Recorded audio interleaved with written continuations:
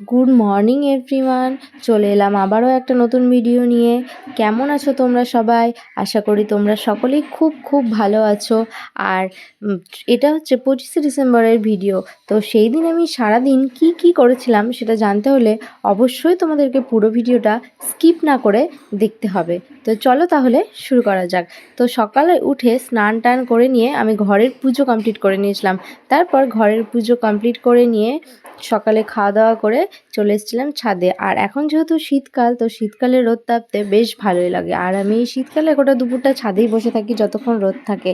তারপর ছাদে কিছুক্ষণ থেকে দুপুরের লাঞ্চ করতে চলে এসেছিলাম। আর দুপুরের লাঞ্চে ছিল ভাত, গাজর, বোয়াল মাছের ঝোল, বড়ার তরকারি, টমেটোর চাটনি, বেগুন ভাজা আর মেথির শাক ভাজা।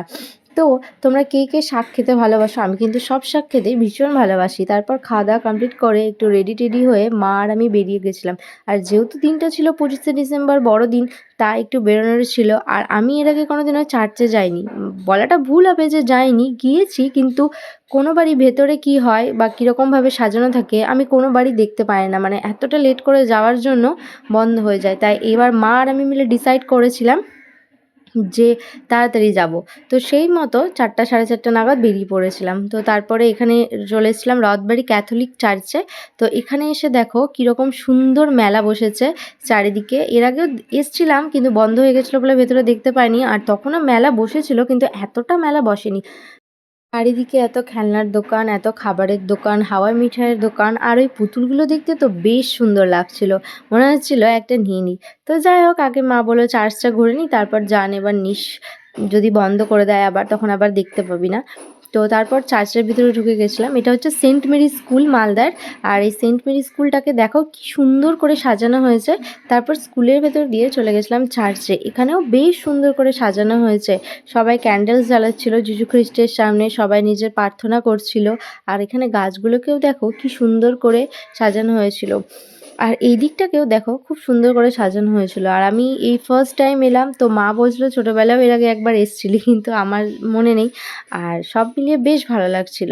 আর এখানেও দেখো বাইরেটাতেও খুব সুন্দর করে সাজানো হয়েছিল। এটা হচ্ছে মালদার সেন্ট মেরি স্কুল আর চার্চ একসাথে। তো খুব সুন্দর করে সাজানো হয়েছিল। চারিদিকটা যীশু খ্রিস্টের সব মূর্তি টুর্তি দিয়ে সাজানো হয়েছিল। তারপরে দেখো পুরোটা লাইটিং দিয়ে পুরো ভরিয়ে দিয়েছে। আর বছরের এখন শেষ, তো সবাই বছরের আর কয়েকটা দিন ভালো করে কাটাও। আর আমিও মার সাথে চলে এসেছিলাম।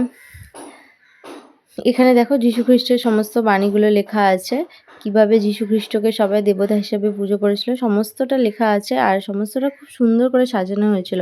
তারপর চার্চ থেকে বেরিয়ে একটু খাওয়া দাওয়া করে নিলাম। আর যেহেতু শীতকাল পড়ে গেছে তো ভাপা পিঠে খেতেই হয়। আর ভাপা পিঠে খেয়ে নিলাম। তারপরে মেলাতে কয়েকটা টুকটাক জিনিস কিনে নিলাম। আর আমি তারপরে গরম গরম মোমো খেয়ে নিলাম। আর মা কয়েকটা জিনিস কিনলো। তারপরে বাড়ি চলে এলাম।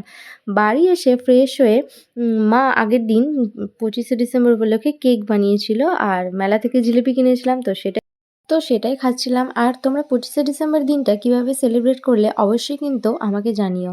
আর ভিডিওটা কেমন লাগলো সেটা তো জানাতেই হবে। আর ভিডিওটি ভালো লাগলে অবশ্যই একটা লাইক, কমেন্ট, শেয়ার করে দিও। টাটা আর মেরি ক্রিসমাস সকলকে।